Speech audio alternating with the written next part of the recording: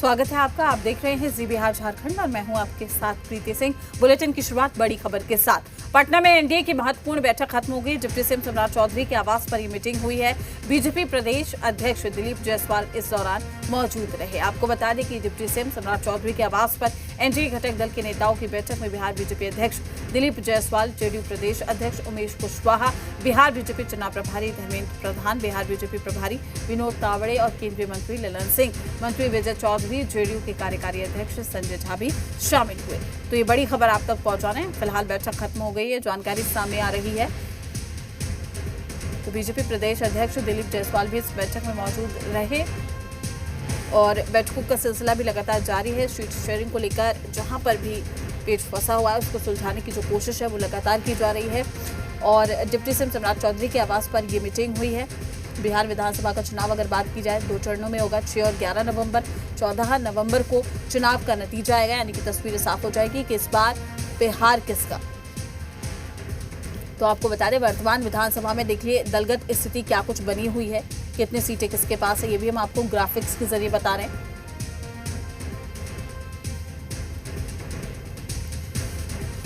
तमाम जानकारी के साथ हमारे संवाददाता निषेध हमारे साथ जुड़ चुके हैं। सम्राट चौधरी के आवास के पर ही मौजूद हैं निषेध, क्या कुछ जानकारी? बैठक खत्म हो गई है?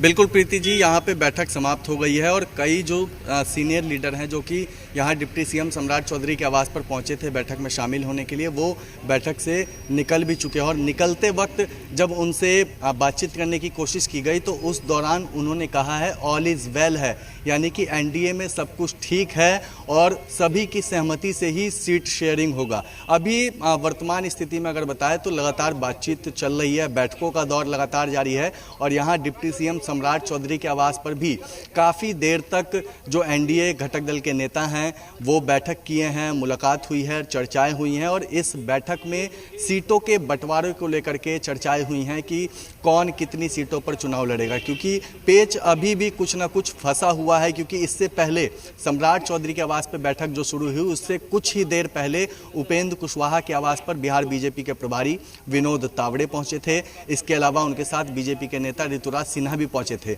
लेकिन जब मुलाकात करके वो बाहर निकले तो उस वक्त कोई भी बयान नहीं दिया, कोई बातचीत मीडिया से नहीं की और सोर्स से यही जानकारी मिल रही कि अभी कुछ थोड़ी बहुत परेशानी है, उसको दूर करने की कोशिश की जा रही है। क्योंकि जो सहयोगी गठबंधन के नेता हैं वो चाहते हैं कहीं और से चुनाव लड़ना और उस सीट में पेच फंस रहा है। वहाँ पर गठबंधन के जो दूसरे दल हैं वो चुनाव लड़ना चाहते हैं, यानी कि एक ही सीट पर 2 दल चुनाव लड़ना चाहते हैं और कहीं ना कहीं इसमें पेच फंसता हुआ नज़र आ रहा है। इसको ही सुलझाने की कोशिश लगातार की जा रही है और अब अंतिम दौर में जो बातचीत है वो चल रही है और कोशिश यही होगी कि बातचीत करके जो हल है वो निकाल लिया जाए और उसके बाद सीटों का जो ऐलान है वो कर दिया जाए। क्योंकि नामांकन भी आज से शुरू हो चुका है और कोशिश यही होगी कि जल्द से जल्द सीटों का बंटवारा पक्ष हो या विपक्ष हो, सत्ता पक्ष हो या विपक्ष हो, दोनों ओर से यही बातें कही जा रही है कि ऑल इज वेल है, लेकिन सीट शेयरिंग को लेकर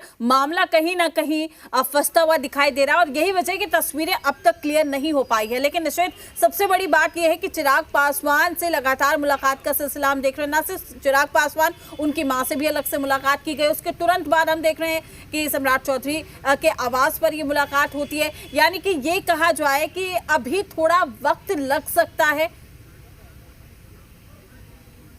बिल्कुल निश्चित तौर पे सीटों के बंटवारे में वक्त लगता ही है, क्योंकि सबकी अपनी अपनी ख्वाहिश होती है ज़्यादा से ज़्यादा सीटों पर लड़ने की और वही इस वक्त दिख रहा है। और ऐसी परिस्थिति 2020 में भी देखने को मिली थी।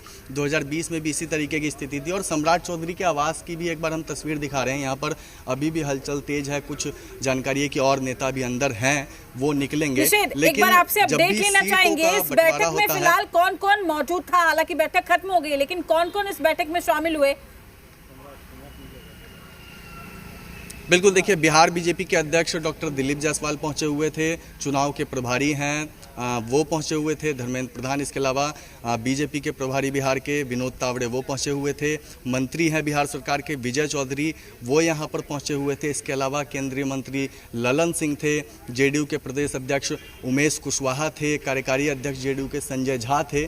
तो जेडीयू और बीजेपी के जो नेता हैं वो यहाँ इस बैठक में शामिल हुए थे, सीनियर लीडर थे। और एक बार यहाँ तस्वीर दिखा रहा हूँ, लगातार डिप्टी सीएम सम्राट चौधरी के आवास पर यहाँ हलचल तेज है। और अब ये सीधी तस्वीर देखिए, फिर से कोई जो लीडर है वो बाहर निकलते हुए नजर आ रहे हैं। हम कुछ देर में अपने दर्शकों को बताएंगे कि कौन अभी बाहर निकल रहा है, लेकिन हलचल इसी तरीके से तेज है। ये सम्राट चौधरी हैं, डिप्टी सीएम सम्राट चौधरी, ये अपने आवास से अब निकलते हुए दिख रहे हैं। और निश्चित तौर पे यही कोशिश की जा रही है, अलग अलग गठबंधन दलों के नेताओं से संपर्क कर सीट शेयरिंग का फॉर्मूला जल्द से जल्द तय एनडीए में कर लिया जाए। और इसी लिहाज से लगातार बैठकों का दौर जारी है। तमाम जानकारी साझा करने के लिए आपका शुक्रिया। अपडेट हम आपसे लेते रहेंगे। हमारे सहयोगी स्वप्निल सोनल भी हमारे साथ जुड़ चुके हैं। स्वप्निल, आपके पास क्या कुछ अपडेट है? बैठक तो खत्म हो गई है। देखिए प्रीति, है क्या ये बैठक का उद्देश्य क्या है ये बताता हूँ। दरअसल इस बैठक में दो मेजर स्टेक होल्डर्स थे। एनडीए के अंदर दो मेजर स्टेक होल्डर्स कौन कौन है हमारे दर्शक जानते हैं। बिहार के दर्शक पॉलिटिकली बहुत अवेयर होते हैं।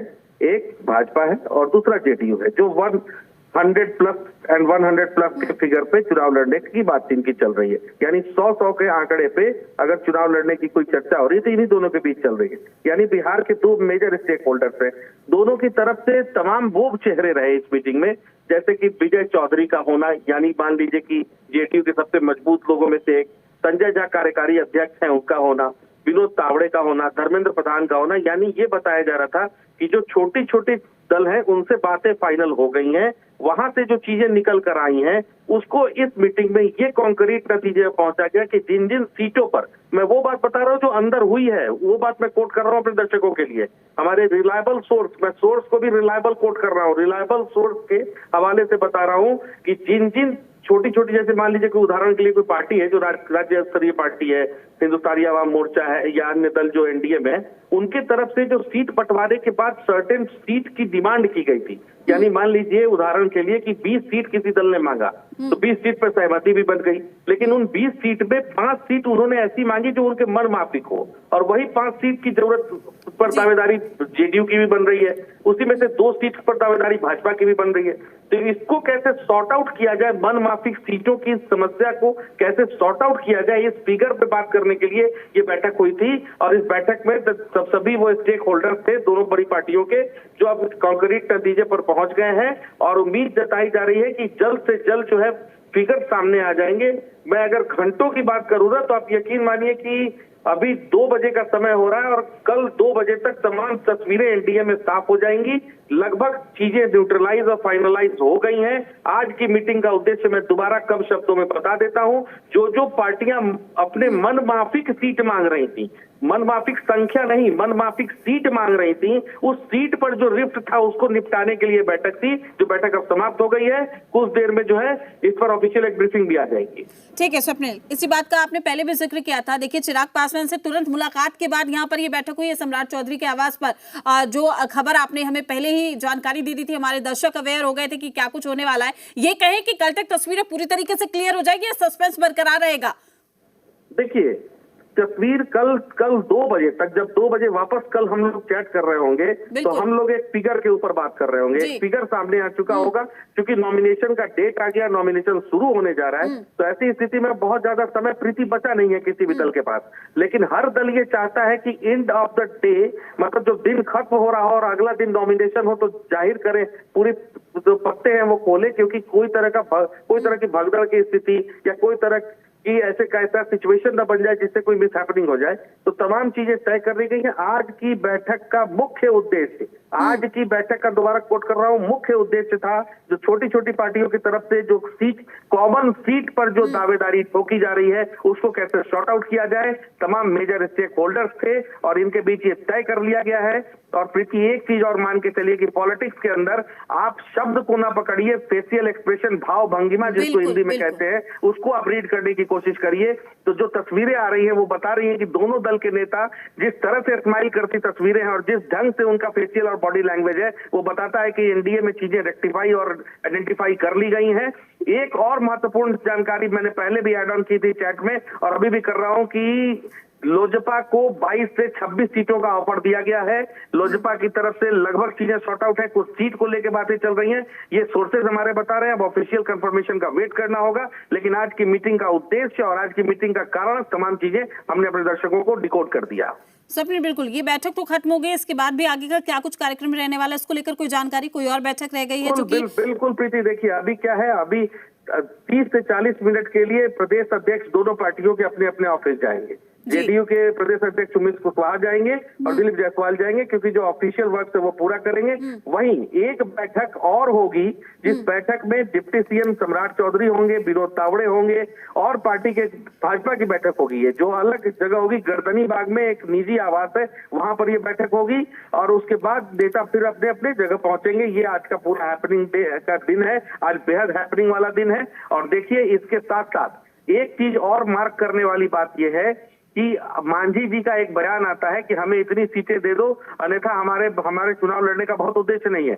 तो इसको ध्यान में रखते हुए, मतलब जो मैंने बताया कि मांझी ने एक बयान दिया था, जीतन राम मांझी ने, उन्होंने कहा था कि मुझे इतनी सीटों से कम अगर दिया जाता है तो हमारे चुनाव लड़ने का उद्देश्य नहीं है, हम प्रधानमंत्री के साथ हैं और उनके लिए काम करेंगे, चुनाव लड़ने का मतलब नहीं है। तो इसको ध्यान में रखते हुए धर्मेंद्र प्रधान सीधे पहुंचे थे, तावड़े पहुंचे थे, ऋतुराज सिन्हा पहुंचे थे मांझी के घर और उसको भी न्यूट्रलाइज कर लिया गया। मैं मांझी के फिगर को अगर ऑफ द रिकॉर्ड बताऊं या ऑफ द रिकॉर्ड न कहिए, न अभी सोर्सेज के हवाले से कहूं, तो मांझी को जो सीटें मिलनी है वो 6 से 8 के बीच होंगी। मांझी, जीतन राम मांझी को जो सीटें मिलनी है वो 6 से 8 के बीच होंगी। जी स्वप्निल, आपका शुक्रिया तमाम जानकारी साझा करने के लिए, अपडेट देने के लिए। तो सूत्रों के हवाले से क्या कुछ खबर आ रही है, सोर्सेस क्या कुछ बता रहे हैं, हमारे सहयोगी स्वप्निल तमाम जानकारी सबसे पहले आप तक पहुंचा रहे हैं। आपको बता दें, जी बिहार झारखंड पर हम आपको चुनाव की हर अपडेट दे रहे हैं, क्योंकि महज बेहद ही कम दिन रह गए हैं और अब वाकई कहीं ना कहीं फाइनलाइज हो गई है सिचुएशन यहाँ पर।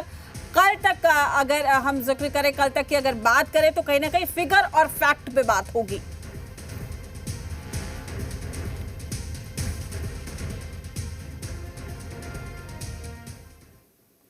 बिहार विधानसभा चुनाव के लिए राष्ट्रीय